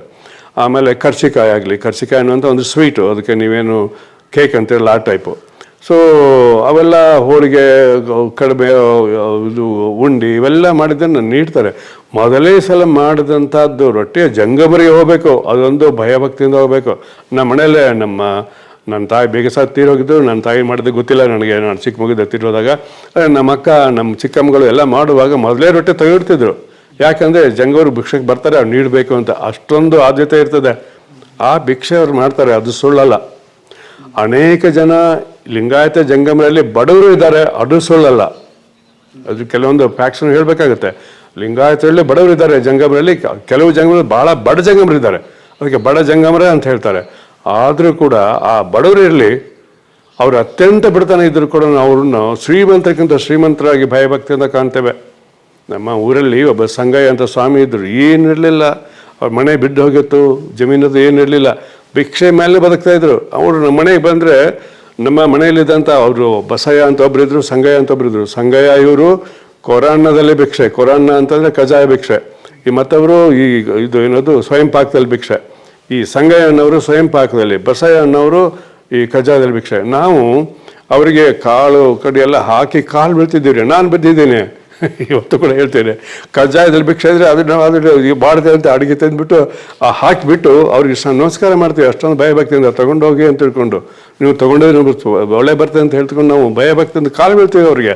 ಬೇರೆ ಭಿಕ್ಷೆ ತೊಗೊಂಡೋಗಿ ಹೆಸರು ಹಾಕೋದಲ್ಲ, ಅವರಿಗೆ ಭಿಕ್ಷೆ ನೀಡಿ ಕಾಲು ಬೀಳ್ತೀವಿ, ಅವರಿಗೆ ಅಷ್ಟೊಂದು ಗೌರವದಿಂದ ಕಾಣ್ತೀವಿ. ಬಡವರಲ್ಲಿ ಇಂಪಾರ್ಟೆಂಟ್ ಅಲ್ಲ ಅದು. ಅವನು ಒಬ್ಬ ಜಂಗಮ ಆಗಿದ್ದಾನೆ, ಅವನಿಗೆ ಸಹಾಯ ಮಾಡಿ ಧರ್ಮ ಪ್ರಚಾರಕ್ಕಾಗಿ ತನ್ನ ಜೀವನವನ್ನು ಮುಡಿಪಾಗಿಟ್ಟಿದ್ದಾನೆ. ಅದಕ್ಕೋಸ್ಕರ ಸಹಾಯ ಮಾಡೋದು ನಮ್ಮ ಕರ್ತವ್ಯ ಅಂತ ತಿಳ್ಕೊಂಡು ನಾವು ಅಷ್ಟು ಭಯಭಕ್ತಿಯಿಂದ ಅವ್ರು ಕಾಲು ಬೀಳ್ತೇವೆ. ನಾನು ಮಾಡಿದ್ದೀನಿ ಅದನ್ನು, ನನ್ನ ಮನೆ ಎಲ್ಲರೂ ಮಾಡ್ತಾರೆ, ನಮ್ಮಲ್ಲಿ ಯಾರು ಮಾಡ್ತಾರೆ. ಉತ್ತರ ಕರ್ನಾಟಕ ಹೋಗಿ ಭಾಳ ಬೈಕ್ದಂಗೆ ಕಾಣ್ತಾರೆ. ಅಂಥ ಒಂದು ಪವಿತ್ರ ಸ್ಥಾನದಲ್ಲಿರ್ತಕ್ಕಂಥ ಜಂಗಮರು ಇವತ್ತು ಹೋಗಿ ನಾವು ಬೇಡ ಜಂಗಮರು, ನಮಗೆ SC ಅಂತ ಕನ್ಸಿಡರ್ ಮಾಡಿ ಅಂತ ಹೇಳೋದು, ಅದು ಆತ್ಮಪರೀಕ್ಷೆ ಮಾಡ್ಕೊಳ್ಬೇಕು. ಹಂಗೆ ಕೇಳೋರೆಲ್ಲರೂ ನೀವು ರಿಸರ್ವೇಷನ್ಗಾಗಿ ನಿಮ್ಮ ಒಂದು ಸ್ವಂತಿಕೆಯನ್ನು ಮಾರಿಕೊಳ್ಳೋದು, ಅಥವಾ ನಿಮಗೆ ನೀವೇ ಅಪಮಾನ ಮಾಡಿಕೊಳ್ಳೋದು, ಅಥವಾ ಲಿಂಗಾಯತ ತತ್ವಕ್ಕೆ ನೀವು ಚ್ಯುತಿ ಬರೋದು, ಇದು ಒಳ್ಳೆ ಮಾತಂತೂ ಅಲ್ಲ. ಅನೇಕ ಜನ ನನ್ನ ಹೇಟ್ ಮಾಡ್ತಾರೆ, ದ್ವೇಷಿಸ್ತಾರೆ. ನನಗೆ ಯಾವುದ್ರ ಬಗ್ಗೆ ಚಿಂತೆ ಇಲ್ಲ, ದ್ವೇಷ ಮಾಡೋರಿದ್ದಾಗ ನಾವು ಸರಿ ಹೋಗೋದು, ಅದು ಪ್ರಶ್ನೆ ಇರೋದು. ಇಂಥ ದ್ವೇಷದಿಂದ ನಾನು ಅಂಜೋದಿಲ್ಲ. ಆದರೆ ಅದು ಅರ್ಥ ಮಾಡ್ಕೊಳ್ಬೇಕು ಅವ್ರು ಏನದು ಅಂತ. ಈಗ ಅದು ಎಲ್ಲಿಂದ ಚಾಲು ಆಯ್ತು ಅಂದರೆ ಅದಕ್ಕಿಂತ ಮೊದಲು ಇದ್ರೂ ಇರ್ಬೋದು. ಆದರೆ ಇತ್ತೀಚಿನ ದಿನಗಳು ಎಲ್ಲಿಂದ ಚಾಲು ಆಗುತ್ತೆ, 2002ರಲ್ಲಿ ಈಗೇನು ವೀರಶೈವರು ಅಂತ ಕಳ್ಕೊಳ್ತಾರೆ, ಅವ್ರಿಗೆ ಈ ಜಂಗಮರು ಭಾಳೆಲ್ಲ ಏನು ತಿಳ್ಕೊಂಡಿದ್ದಾರೆ, ಇವರೆಲ್ಲ ನಿರ್ಮಾಣ ಮಾಡಿದವರು ಈ ಪಂಚಾಚಾರ್ಯ ಅಂತ 5 ಮಂದಿ ಇದ್ದಾರೆ ಸ್ವಾಮಿಗಳು. ಅವ್ರು ಯಾರು ಅನ್ನೋ ದೊಡ್ಡ ಬಗ್ಗೆ ಮಾತಾಡೋಲ್ಲ. ಅವರು ಒಂದು ಮಠ ಇಲ್ಲಿ ಕರ್ನಾಟಕದಲ್ಲಿ ಬಾಳೆಹೊನ್ನೂರಲ್ಲಿದೆ, ಇನ್ನೊಂದು ಮಠ ಇಲ್ಲಿ ಇದು ಕೂಡ್ಲಿ ತಾಲೂಕಿನಲ್ಲಿದೆ. ಅದಕ್ಕೆ ಅವ್ರೇನು ಅಂತಾರೆ, ಉಜ್ಜಯಿನಿ ಅಂತಾರೆ. ಅವ್ರು ಹೇಳ್ತಾರೆ ನಾವು ಉಜ್ಜಯಿನಿಂದ ಬಂದವರು, ಇಲ್ಲಿ ಯಾಕೆ ಬಂದಪ್ಪ, ಅಲ್ಲೇ ಇರಬೇಕಾದ ಮಧ್ಯಪ್ರದೇಶದಲ್ಲಿ ಇನ್ನೂ ಇದೆಲ್ಲ, ಅಲ್ಲಿ ಕಾಲಭೈರವನ ಗುಡಿ ಅಲ್ಲೇ ಇರಬೇಕಾಗಿತ್ತು, ಇಲ್ಲಿ ಬಂದಿದ್ದಾರೆ ಅವರು. ನಾವು ಉಜ್ಜಯಿನಿಂದ ಬಂದವರು ಹೇಳ್ತಾರೆ. ಈ ರಂಭಾಪುರಿ ಸ್ವಾಮಿಗಳು ಇವರು ಮೂಲ ಮಠ ಹೇಳ್ತಾರೆ, ನಾವು ಕೊಲ್ಲಿಪಾಕೆ ಅಂತ ಆಂಧ್ರ ಪ್ರದೇಶದ ಒಂದು ಜಿಲ್ಲೆ ಇದೆ, ವಾರಂಗಲ್ ಹತ್ತಿರ ಯಾವ ಜಿಲ್ಲೆಯಲ್ಲಿ ಇರ್ತಾರೆ ಅವರು, ಅಲ್ಲಿಂದ ಬಂದಿದೆ. ಇಲ್ಲಿ ಯಾಕೆ ಬಂದ ಮರ, ಅಲ್ಲಿ ಇರಬೇಕಲ್ಲ ವೀರಶೈವರಿದ್ದು, ಇಲ್ಲಿ ಯಾಕೆ ಬಂದೇಳಿ ನಾನು ಕೇಳ್ಬೋದಾಗಿದೆ. ಆದರೆ ಇಲ್ಲಿ ಬಂದು ಒಕ್ಕರಿಸಿದ್ದಾರೆ ಅವರು. ಇಲ್ಲಿ ರಂಭಾಪುರಿ ಪೀಠ ಅಂತ ಹೇಳ್ತಾರಲ್ಲ ಅವರು, ಈ ಬಾಳೆಹೊನ್ನೂರು ತಾಲೂಕಿಗೆ ಬಾಳೆಹಳ್ಳಿಯಲ್ಲಿ ಅವ್ರ ಮಠ ಇದೆ. ಅಲ್ಲಿ ಕೊಲ್ಲಿಪಾಕಿ ಬಿಟ್ಟು ಇಲ್ಲಿ ಯಾಕೆ ಬಂದು ಪ್ರಶ್ನೆ ಕೇಳಬೇಕು ಅವ್ರಿಗೆ. ಅದು ಇಲ್ಲಿ ಬಂದಿದ್ದಾರೆ ಇವರೊಂದು 2 ಮಠ. ಇನ್ನೊಂದು ಮಠ ಕೇದಾರದಲ್ಲಿ ಪೂಜಾರಿ ಅವ್ರು ತಾವ ಮಠ ಮಾಡ್ಕೊಟ್ಟಿದ್ದಾರೆ. ನಾನು ಕೇದಾರ ಪೀಠಕ್ಕೆ ಹೋಗಿದ್ದೀನಿ, ಅವ್ರ ಇತಿಹಾಸ ಬಲ್ಲವನಿದ್ದೀನಿ, ಅದ್ರ ಬಗ್ಗೆ ಪುಸ್ತಕಗಳು ಬರೆದಿದ್ದೀನಿ, ಇವ್ರ ಕಥೆಗಳನ್ನೆಲ್ಲ ಏನೇ ಹೇಳ್ಕೊಂಡು ಹೋಗಿದ್ದಾರೆ ಅನ್ನೋ ಬಗ್ಗೆ. ಅವರು ನಾವು ಅಲ್ಲೊಂದು ಮಠ ಕೇದಾರಲ್ಲಿ ಅಂತ ಹೇಳ್ತಾರೆ. ಇನ್ನೊಬ್ಬರು ಸ್ವಾಮಿಗಳು ಅಲ್ಲಿ ಶ್ರೀಶೈಲಕ್ಕಿದ್ದಾರೆ, ಆಂಧ್ರ ಪ್ರದೇಶ ಶ್ರೀಶೈಲ ಇದ್ದಾರೆ. ಶ್ರೀಶೈಲ, ಕೇದಾರ, ಇದು ಉಜ್ಜಯಿನಿ, ಇದು ಇನ್ನೊಬ್ರು ಕಾಶಿಲಿ ಹುಡ್ಕೊಂಡಿದ್ದಾರೆ, ಒಂದು 200-300 ವರ್ಷದ ಮಠ ಅದು. ನಾವು ಕಾಶಿ ವಿಶ್ವನಾಥ ಪೂಜಾರಿ ಅಂತ, ಆ ಕಾಶಿ ಟೆಂಪಲ್ಗೆ ಇವರಿಗೆ ಯಾವ ಸಂಬಂಧ ಇಲ್ಲ. ಕಾಶಿ ನೀವು ಹೋದ್ರೆ ಇಂಥ 1500 ಮಠಗಳಿದೆ ಕಾಶಿಯಲ್ಲಿ, 1500 ಮಠಗಳು. ಅವ್ರೆಲ್ಲ ಏನಾಗಿದ್ದಾರೆ, ಕಾಶಿ ಅಂದರೆ ಈ ದೇಶ ಹುಟ್ಟಿದವರಿಗೆ ಭಾಳ ಪವಿತ್ರ ಸ್ಥಾನ ಅಂತಿದೆ. ಆ ಪವಿತ್ರ ಸ್ಥಾನಕ್ಕಾಗಿ ಹೋಗಿ ಅಲ್ಲಿ ಸ್ನಾನ ಮಾಡಕ್ಕೆ ಹೋಗ್ತಾರೆ, ಕೆಲವರು ನದಿಯಲ್ಲಿ ಮುಳುಗಿ ಸಹಾಯಕ್ಕೆ ಹೋಗ್ತಾರೆ. ಅವ್ರೆಲ್ಲರಿಗೆ ಹೋದವರಿಗೆ ಅಥವಾ ನೋಡಕ್ಕೆ ಹೋದ ಪ್ರವಾಸಿಗರಿಗೆಲ್ಲ ತಮ್ಮ ಜಾತಿಗೆ ಸಂಬಂಧಪಟ್ಟ ಮಠಗಳು ಇರೋಕ್ಕೆ ಒಂದು ಹೋಟೆಲ್ ಟೈಪ್ ಇದೆ, ಅವರು ಅಲ್ಲಿದ್ದಾರೆ.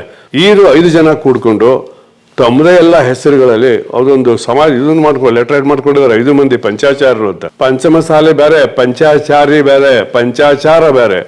ಈ ಲಿಂಗಾಯತದಲ್ಲಿ ಬಹಳ ಕನ್ಫ್ಯೂಸ್ ಆಗುತ್ತೆ. ಪಂಚಮಸಾಲಿ ಅನ್ನೋದು ಒಂದು ಪಂಗಡ, ಅದು ಈ ವೀರಶೈವ ಅನ್ನೋದು ಒಂದು ಪಂಗಡ, ಜಂಗಮ ಅನ್ನೋದು ಒಂದು ಪಂಗಡ. ಇವು ಏನು ಲಿಂಗಾಯತ ಅಂತ ಹೇಳ್ತಾರೆ, ಅದರಲ್ಲಿ ಸುಮಾರು 100 ಪಂಗಡಗಳಿದೆ. ನೀವು ಒಂದೇ ಹೆಸರಿಗೆ ಒಂದೇ ಪಂಗಡಕ್ಕೆ ಅನೇಕ ಹೆಸರುಗಳಿದೆ. ಈಗ ಲಿಂಗಾಯತರು ಅಂತಂದ್ರೆ ಇದು ಅಂಬಿಗ ಲಿಂಗಾಯತರು ಅಂತ ಇದ್ದಾರೆ, ಮಡಿವಾಳ ಲಿಂಗಾಯತರು ಅಂತ ಇದ್ದಾರೆ. ಮಡಿವಾಳ ಅನ್ನೋದಕ್ಕೆ ಎಷ್ಟು ಹೆಸರುಗಳಿದೆ, ಅಗಸ, ದೋಬಿ, ಆಮೇಲೆ ಪರೀಟ, ಇವೆಲ್ಲ ಹೆಸರುಗಳು ಯಾರು ಮಡಿವಾಳರಿಗಿದೆ. ಎಲ್ಲ ಮಡಿವಾಳರು ಲಿಂಗಾಯತರು ಅಲ್ಲ. ದಕ್ಷಿಣ ಕರ್ನಾಟಕ ಬಹುತೇಕ ಮಡಿವಾಳರು ಲಿಂಗಾಯತರು ಅಲ್ಲ, ಅವರು ಮಾಂಸಾಹಾರಿಗಳು, ಅವರ ಪಕ್ಕ ಹಿಂದೂಗಳು. ಅದೇ ಉತ್ತರ ಕರ್ನಾಟಕ ಮಹಾರಾಷ್ಟ್ರಕ್ಕಂಥ ಬಹುತೇಕ ಮಡಿವಾಳರು ಅವರು ಲಿಂಗಾಯತರು. ಅವರು ಏನು ಅದೇನು ಇಷ್ಟಲಿಂಗ ಕಟ್ಕೊಳ್ತಾರೆ, ಅವರಿಗೆ ಗುರು ಮಡಿವಾಳ ಮಾಚದೇವರು ಅಂತ, ಅವರು ಮಾಚಂಡ್ರು ಅವರು. ಸೊ ಅವರೆಲ್ಲ ಲಿಂಗಾಯತರಾಗಿದ್ದಾರೆ ಅಲ್ಲಿ. ಹೀಗೆ 5-6 ಹೆಸರುಗಳನ್ನ ಒಂದೇ ಸಮುದಾಯ. ಮಡಿವಾಳ ಅಂದ್ರು ಅವರೇ, ಅಗಸ ಅಂದ್ರು ಅವರೇ, ದೋಬಿ ಅಂದ್ರು ಅವರೇ, ಪರೀಟ ಅಂದ್ರು ಅವರೇ. ಹೀಗೆ ಈಗ ನೀವು ನಿಮ್ಮ ಕಡೆ ಆಚಾರ್ಯ ಅಂತೀರಿ, ಅಲ್ಲಿ ಕೆಲವು ಆಚಾರ್ಯಗಳು ಲಿಂಗಾಯತರಿದ್ದಾರೆ, ಲಿಂಗಾಯತ ಬಡಗರಿದ್ದಾರೆ. ಅವ್ರು ಅಕ್ಕಸಾಲಿಗ ಅಂತಾರೆ, ಪಂಚಾಡರು ಅಂತಾರೆ, ಆಮೇಲೆ ಸ್ವರ್ಣಕಾರರು ಅಂತಾರೆ, ಬಡಿಗರು ಅಂತಾರೆ. ಇಲ್ಲಿ ನೀವು ತುಮಕೂರು ಅಲ್ಲೇ ಒಬ್ರು ಕಮಾರ್ ಅಂತಿದ್ದಾರೆ, ಅವರು ಲಿಂಗಾಯತ ಕಮಾರು, ಲಿಂಗಾಯತ ಬಡಿಗರು ಮನೆಯಲ್ಲೇ ಇದ್ದಾರೆ ಬಾಡಿಗೆಯಲ್ಲಿ ಬೆಳಗಾವಿನಲ್ಲಿ. ಅವ್ರು ಲಿಂಗಾಯತರು. ಅದಕ್ಕೆ ನಾವು ಬಾಡಿಗೆ ಕೊಟ್ಟಿಲ್ಲ, ಯಾರೋ ಒಂದಿರ ಗಾಡಿ ಕೊಡೋಕೆ ಬಂದಿದ್ದಾರೆ, ಅವ್ರು ಲಿಂಗಾಯತರಾಗಿದೆ ಅಕಸ್ಮಾತ್ತಾಗಿ. ಹೀಗೆ ಒಂದೇ ಜಾತಿಗೆ 4-6 ಹೆಸರುಗಳಿಂದ 100 ಹೆಸರುಗಳಾಗಿದೆ. ಆದರೆ ನೀವೆಲ್ಲ ಕೂಡ್ಕೊಂಡ್ರೆ ಒಂದು 30-35 ಸಮುದಾಯಗಳಾಗ್ತವೆ. ಇವೆಲ್ಲ ಲಿಂಗಾಯತರಲ್ಲಿ ಉಪಪಂಗಡಗಳು.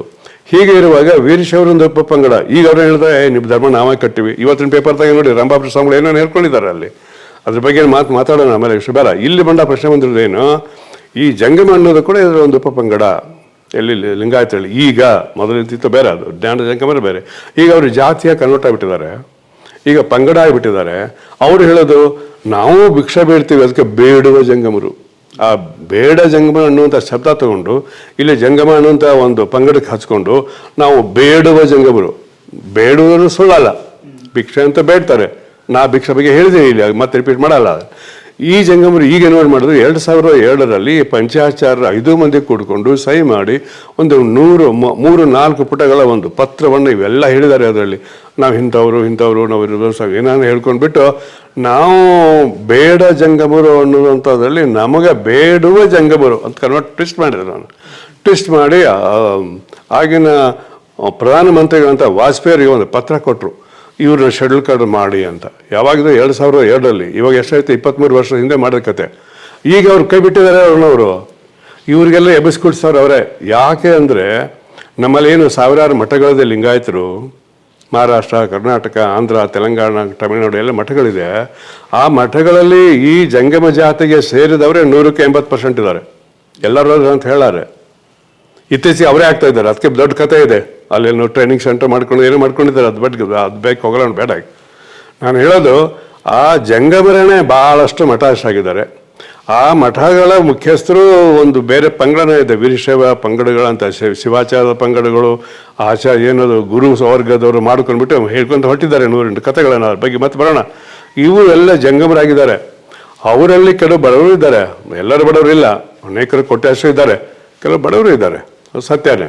ಈ ಎಲ್ಲ ಸಮಾಜ ಇರ್ತದೆ, ಇದೆ ದೇಶದ ಕಥೆನೇ ಆಗಿದೆ.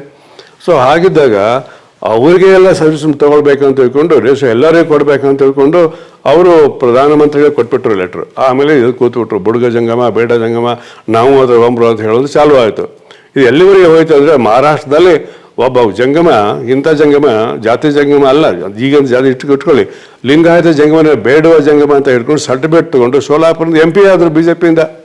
ಅವ್ರ ಮೇಲೆ ಕೋರ್ಟ್ಗಳು ಕೇಸಿದೆ. ಆ ಕೇಸುಗಳು ಈ ಭಾರತ ದೇಶದ ನ್ಯಾಯಾಂಗ ವ್ಯವಸ್ಥೆ ಹೆಂಗಿದೆ ಅಂದರೆ 5 ವರ್ಷ, 10 ವರ್ಷ, 20 ವರ್ಷ.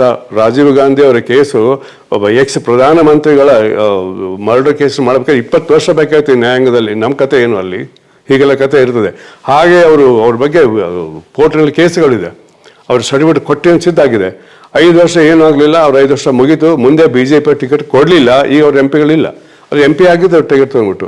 ಇಲ್ಲಿ ಒಂದಿಬ್ಬರು MLAಗಳಿದ್ದಾರೆ, ಆ ಟಿಕೆಟ್ ತೊಗೊಂಡಿದ್ದಾರೆ ಹೊನ್ನಾಳಿ ಕಡೆಯಿಂದ ಒಬ್ಬರು. ಅವ್ರ ಹೆಸರು ಹೇಳಕ್ಕೆ ಹೋಗಲ್ಲ, ನಮ್ಗೆ ಗೊತ್ತಿದೆ ಯಾರು ಅಂತ ಅವರು. ಸೊ ಇವರು ಸರ್ಟಿಫಿಕೇಟ್ ತೊಗೊಂಡಿದ್ದಾರೆ. ಇವರೆಲ್ಲರೂ ಈ ಲಿಂಗಾಯತ ಜಂಗಮರು.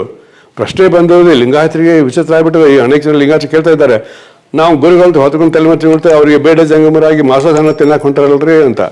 ಅದಕ್ಕೆ ನೀವು ವಿಚಾರ ಮಾಡಿ ಅಂತ ಹೇಳ್ತೀನಿ ನಾನು. ಈಗ ಯಾವಾಗ ಹೇಳಿದ್ರು ನಿಮ್ಮ ಗುರುಗಳು ಧರ್ಮ ಸಂಸ್ಥಾಪಕರು ಒಂದು ಕಡೆ ಹೇಳಿ. ಅದಕ್ಕಿಂತ ಪೂರ್ವದಲ್ಲಿ ಅವ್ರು ಇನ್ನೊಂದು ಚಾಲು ಮಾಡಿದ್ರು, ಇದೆ ಮೈಸೂರು ರಾಜ್ಯದಲ್ಲೇ. ಆಮೇಲೆ ಮಹಾರಾಷ್ಟ್ರದಲ್ಲಿ ಅಲ್ಲಿ ಪರಳಿ ವೈದ್ಯನಾಥ ದೇವಸ್ಥಾನ ಇದೆ, ಅಲ್ಲಿ ಇವರು ಕೋರ್ಟ್ನಲ್ಲಿ ಸಿದ್ಧ ಮಾಡಿಬಿಟ್ರು. ಏನಂತೆ, ನಾವು ಲಿಂಗಿ ಬ್ರಾಹ್ಮಣರು ಅಂತ, ನೀವು ಸರ್ಟಿಫಿಕೇಟ್ ತೊಗೊಳ್ಳಿ ಅದನ್ನ, ಲಿಂಗಿ ಬ್ರಾಹ್ಮಣರು ಅಂತ. ಆ ಲಿಂಗಿ ಬ್ರಾಹ್ಮಣರು ಹೋಗಿ ಸಡ್ಲಕಾಶಿ ಹೊಂಟಿದ್ದಾರೆ. ಈಗ ಏನಿದು ಕಂಟಾಸು, ಏನು ನಡೀತಾ ಇದೆ ಸಮಾಜದಲ್ಲಿ ನನಗಂತೂ ಅರ್ಥ ಆಗ್ತಾ ಇಲ್ಲ. ಈ ರೀತಿಯ ಒಂದು ಜನಾಂಗ ಈ ದೇಶದಲ್ಲಿ ಹುಟ್ಕೊಂಡಿದೆ ಈಗ.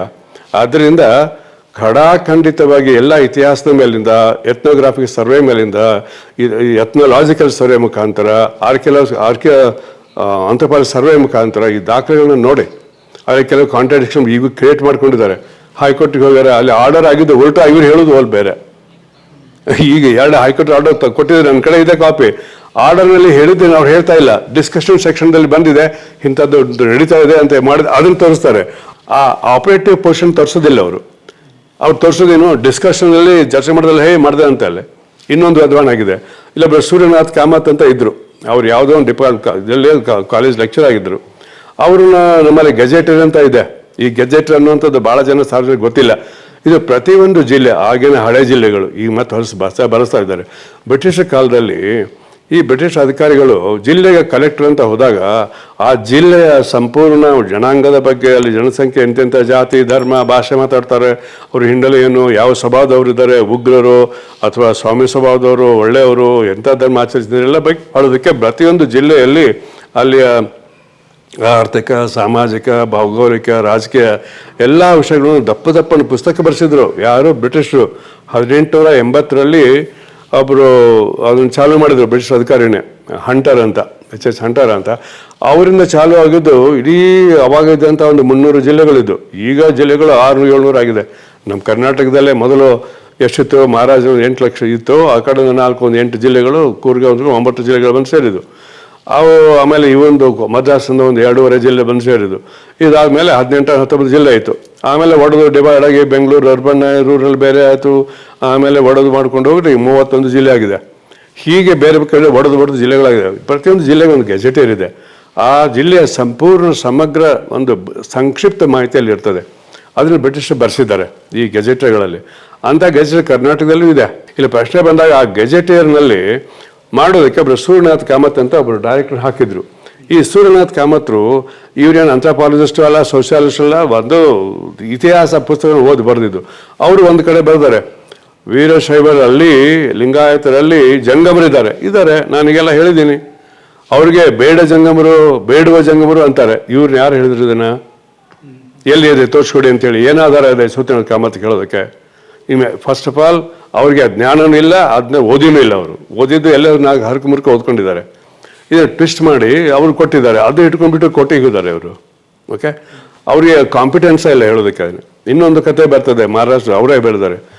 ಅದರಲ್ಲಿ ಆ ಮನುಷ್ಯ ಎಷ್ಟು ಕುರುಕಿದೆ ಅನ್ನೋದು ಹೇಳಿಕೊಡ್ತೀನಿ. ಇವತ್ತು ಇಲ್ಲಿದ್ದಾರೆ ಇಲ್ಲ ಅವರು, ಬಟ್ ಅವ್ರಿಗೆ ಸೌಂದರ್ಯ ಇದ್ದರೆ ನಾನು ಹೇಳ್ತೀನಿ, ಅವರ ಮನಸ್ಸಿಗೆ ನೋವಾಗಬಾರ್ದು ಅವ್ರಿಗೆ. ಏನು ಅಂತಂದರೆ, ಜಂಗಮ ಕ್ರಾಂತಿ ಅಂತ ಆಯಿತು ಮೈಸೂರು ರಾಜ್ಯದಲ್ಲಿ. 480 ಈ ಲಿಂಗಾಯತ ಮಠಾಧೀಶ ಜಂಗಮರನ್ನ ಆಗಿನ ಚಿಕ್ಕದೇವ ಒಡೆಯರಂತ ಮೈಸೂರಿನ ರಾಜ 1680ರಲ್ಲಿ ಒಂದು ತಲೆಗಳನ್ನು ಕಡ್ದು ಹಾಕಿಬಿಟ್ರು ನಂಜನಗೂಡಲ್ಲಿ. ಅದಕ್ಕೆ ಜಂಗಮ ಕ್ರಾಂತಿ ಅಂತಾರೆ. ರಾಜನ ವಿರುದ್ಧ ದಂಗೆ ಎದ್ದಿದ್ದು. ಅದಕ್ಕೆ ಇವ್ರು ಹೆಂಗೆ ಬಿಡ್ತಾರೆ ಸೂರ್ಯನಾಥ್, ಅದರ ಡಿಟೇಲ್ ಇದೆ, ಭಾರತ ಗೆಜೆಟಲ್ಲಿ ಬಂದಿದೆ, ಇಂಡಿಯಾ ಗೆಜೆಟ್ ಬಂದಿದೆ. ಇವರು ಇತ್ತೀಚೆಗೆ ಬಂದ ಗೆಜೆಟ್ ಒಂದೇ ಲೈನ್ನಲ್ಲಿ ಹೇಳ್ಬಿಡ್ತಾರೆ, ಏನು ಚಿಕ್ಕದೇವರಾಯರು ಜಂಗಮ ಕ್ರಾಂತಿಯನ್ನು ಸಮರ್ಥವಾಗಿ ಏನು ಸದೆ ಬಡೆದರು. ಚಿಕ್ಕದೇವರಾಯರು ಜಂಗಮ ಕ್ರಾಂತಿಯನ್ನು ಸಮರ್ಥವಾಗಿ ಸದೆ ಬಡೆದರು. ಹೇಗೆ? ಅವರೆಲ್ಲರೂ ರುಂಡ ಹಾರಿಸ್ಬಿಟ್ಟು ಕೊಟ್ಟರು. ಇದು ಯಾರು ಹೇಳಲ್ಲ, ಯಾರು ಹೇಳಕ್ಕೆ ಬರಲ್ಲ. ನಂಜರಾಜ್ ವರ್ಷದಿಂದ ಪ್ರೊಫೆಸರ್ ಇದ್ದಾರೆ, ಅವ್ರಿಗೆ ಹೇಳ್ತಾರೆ, ಉಪಲ ಹೇಳ್ತಾರೆ. ಇದ್ರ ಬಗ್ಗೆ ಗೆಜೆಟ್ ಆಫ್ ಇಂಡಿಯಾದಲ್ಲಿದೆ. ಅಲ್ಲಿ ಆಗಿನ ಬ್ರಿಟಿಷ್ ಅಧಿಕಾರಿ ಇದ್ರ ಬಗ್ಗೆ ಹಿಸ್ಟ್ರಿ ಆಫ್ ಮೈಸೂರು ಅದ್ರ ಬಗ್ಗೆ ಬರೆಯುವಾಗ ಡಿಟೇಲ್ ಕೊಟ್ಟಿದ್ದಾನೆ. ಯಾವಾಗ ಯಶಸ್ವಾಮಿಗಳು ಯಾಕೆ ರಾಜ ಹೊಡೆದು ಹಾಕಿದ್ದು, ಯಾಕೆ ಕೊಂದು ಹಾಕಿದ್ದು. ಅವಾಗ ಎಲ್ಲ ಲಿಂಗಾಯತರಿದ್ದರು ಮಠಾಧೀಶರು ದಕ್ಷಿಣ ಕರ್ನಾಟಕ ಮಹಾರಾಜ ಜಿಲ್ಲೆಗಳಿಂದ ಓಡೋದುಟ ಮದ್ರಾಸಿಗೆ. ಅವರೇ ಇವತ್ತು ನೀಲಗಿರಿ ಜಿಲ್ಲೆಯಲ್ಲಿ ಮತ್ತು ಸುತ್ತಮುತ್ತಲಿನ ಬಾರ್ಡರ್ ಕರ್ನಾಟಕ ಇದು ತಮಿಳುನಾಡುದಲ್ಲಿ ಬಡಗ ಅಂತ ಅವರಿದ್ದಾರೆ. ಇನ್ನೊಂದು ಪಂಗಡ ಅಂತ ಇದೆ, ಪಂಗಡ ಸಮಾಜ ಅಂತ ಇದೆ. ಮೊನ್ನೆಯವರು ನನಗೆ ಚಾಮರಾಜನಗರ ಬಟ್ಟೆಗಿದ್ರು ಅಲ್ಲಿ ಅವ್ರು ಬಂದು. ಅವರೆಲ್ಲರೂ ಲಿಂಗಾಯತರೇ ಓಡಿ ಹೋದರು. ಅಂಥದ್ದು ಭಾಳಷ್ಟು ಸಂಸ್ಕೃತಿ ಇದೆ. ಅವರೆಲ್ಲ ಜಂಗಮ್ರೆ, ಅದ್ರ ಬಗ್ಗೆ ಅವ್ರು ಮಾತಾಡ್ತಾ ಇಲ್ಲ. ಅಂಥ ಸೂರ್ಯನಾಥ ಕಾಮಲ್ ತೊಗೊಂಡು ಹೋಗಿದ್ದಾರೆ. ಈ ರೀತಿ ಇದೆ. ಆದ್ದರಿಂದ ಲಿಂಗಾಯತರು ತಮ್ಮ ಜಂಗಮರನ್ನು ಪರಿಶಿಷ್ಟ ಜಾತಿಗೆ ಸೇರಿಸುವ ಪ್ರಯತ್ನಕ್ಕೆ ಯಾರು ಬೆಂಬಲ ಕೊಡಲಾರರು. ಇಷ್ಟು ಮಾತ್ರ ನಾನು ಹೇಳಬಲ್ಲೆ.